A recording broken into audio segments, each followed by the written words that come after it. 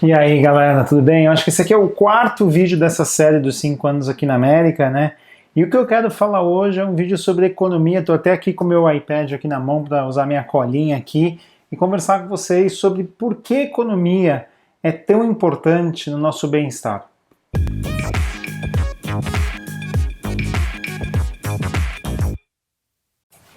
Quem aqui já viu os outros vídeos, né, já entendeu bastante qual é a minha forma de pensar sobre esses 5 anos aqui.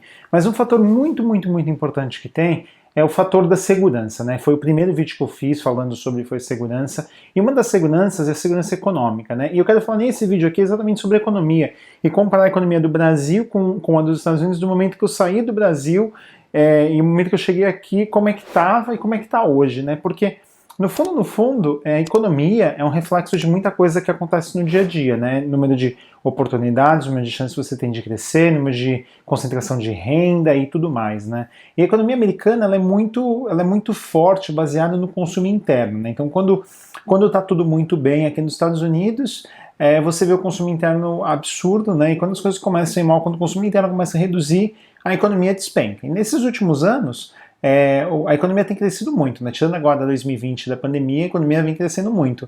E se o consumo interno está aumentando, é porque as pessoas têm mais dinheiro, né? Não é porque está tendo concentração somente de renda, mas a grande parte da população está conseguindo consumir mais e o PIB está crescendo, né? Mas baseado nisso, eu decidi pegar alguns números aqui, tá? Então eu vou até ficar olhando aqui para baixo para dar minha colinha para poder pegar. Para colocar em perspectiva aqui, deixa eu falar um pouco como é que estava a situação quando a gente saiu do Brasil, né? Então, vamos falar do dólar primeiro. Quando eu recebi a oferta, que foi em abril de 2015, o dólar estava 3,09. 3,09, guarda esse número, tá? Quando eu cheguei aqui nos Estados Unidos, foi dia 27 de agosto de 2015, o dólar já estava 3,55. Você está falando assim, como assim, Edu? Em alguns 3, 4 meses? O que aconteceu em 2015? 2014 foi a eleição presidencial no Brasil, na qual a Dilma foi reeleita.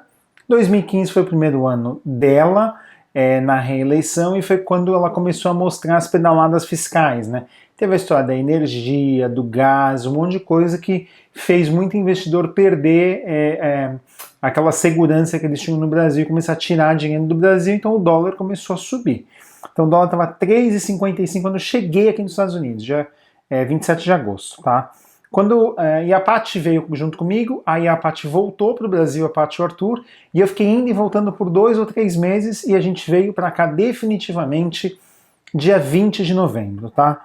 Dia 20 de novembro, quando a gente voltou de vez, o dólar já estava 3,70. Então, quer dizer, início do ano 3,09, início não, em abril 3,09, quando a gente mudou para cá em novembro, dia 20 de novembro de 2020, quando a gente veio para ficar de vez, o dólar estava 3,70. Mas aí você falou assim, não, Edu, aí estabilizou, né? Na verdade, não. Natal daquele ano, Natal, um mês depois, o dólar fechou a 3,90, tá? Então, de eu ter recebido uma offer letter a 3,09 até o Natal, teve 30% de desvalorização da moeda brasileira naquele ano, só de 2015.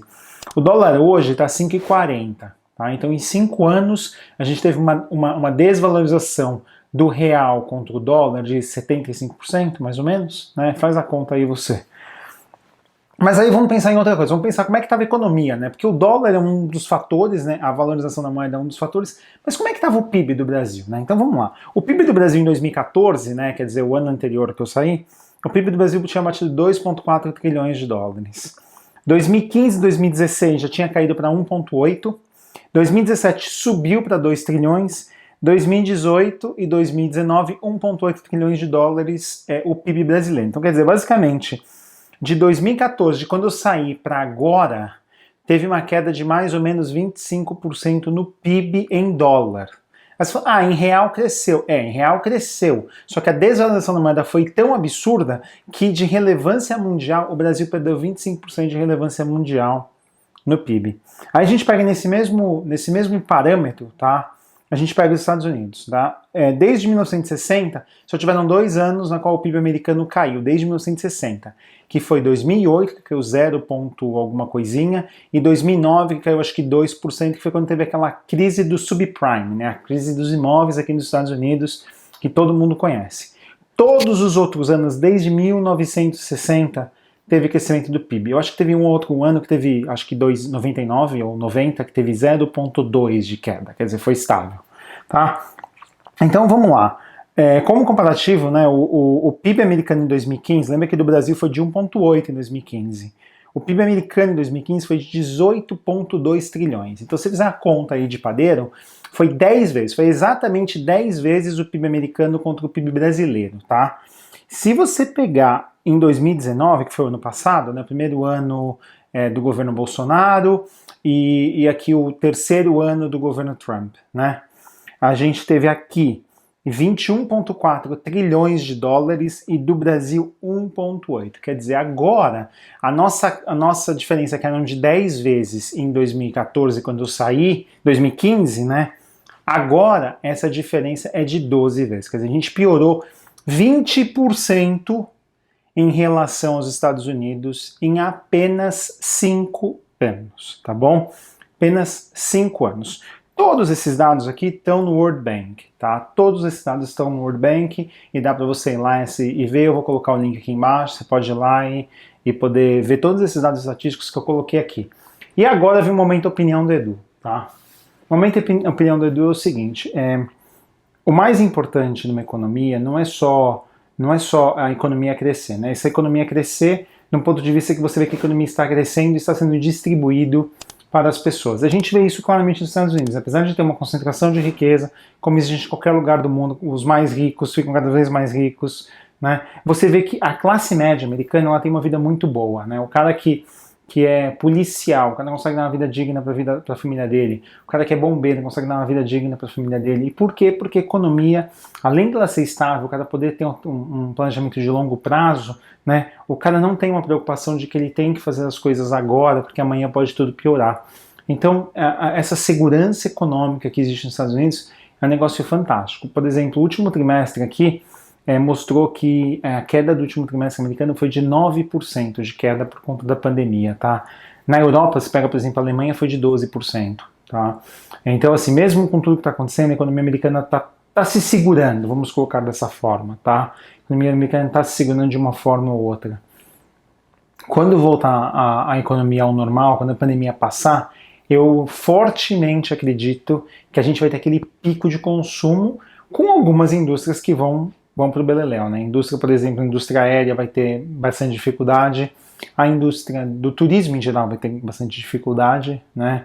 Restaurantes vai ter dificuldade por um período, mas mesmo assim vão criar novas indústrias, né? Então, por exemplo, cada vez tem mais gente trabalhando de casa, então outras indústrias como, por exemplo, real estate, né, que é imóveis comerciais, né, para empresas, talvez tem uma queda absurda, mas imóveis residenciais talvez aumente muito, porque uma pessoa que praticamente não ficava em casa, agora vai decidir trabalhar de casa e vai querer comprar uma casa maior. Então, assim, a economia aqui, ela se adapta muito rápido, né? E se você pegar, historicamente, a economia americana, é muito interessante, porque se você pegar na década de 60, por exemplo, a indústria automobilística era extremamente forte e tinha muito pouco carro importado aqui nos Estados Unidos, né? Carro importado aqui era uma, não vamos dizer uma raridade, mas era algo não tão comum. Quando você pega agora, é o contrário, a indústria americana, a automobilística americana é muito menor e tem muito carro importado. Só que agora com a Tesla, essa indústria automobilística está surgindo de novo nos Estados Unidos por conta da Tesla, né? A Tesla hoje vale mais do que a Toyota, vale mais do que a Volkswagen, como market cap, né, como valor de mercado. Então você vê isso acontecendo, a economia americana a cada 10, 15, 20 anos ela se reinventa. Na década de 60 a indústria automobilística era muito forte, na década de 70, 80 era outros tipos de indústria, né? Hoje a indústria de tecnologia que é muito forte e está migrando para onde? Não só tecnologia, mas para a nuvem, né? A nuvem é o grande força hoje, né? Talvez na década de 90, 2000, é de criar computadores mesmo e produzir computadores aqui nos Estados Unidos. E agora não, tudo isso já foi terceirizado para outros países do mundo e aqui na verdade é só a criação da propriedade intelectual e a criação das grandes nuvens, né? Também aqui nos Estados Unidos. Então assim, a economia americana se adapta muito rápido, né? Já que você tem muito dinheiro no mercado e você tem essa versão a risco muito menor de colocar o dinheiro que a gente tem no Brasil, você vê que a indústria está sempre inovando, está sempre criando coisas novas. E isso é uma coisa que me dá muita segurança, como foi aquele primeiro vídeo que eu fiz de continuar aqui nos Estados Unidos. A economia, assim, Não importa o que aconteça, a economia se adapta. No Brasil a gente vê a economia extremamente engessada, sempre nas mesmas coisas. Assim, desde que eu me conheço por gente, a economia brasileira está focada na commodity, né, e não saiu ali da commodity. E quando você vê outros países do mundo, como por exemplo a Índia, a China, que fizeram uma grande revolução econômica, e o Brasil continua naquela história da commodity, tá bom? É isso aí, pessoal, até a próxima. Tchau, tchau!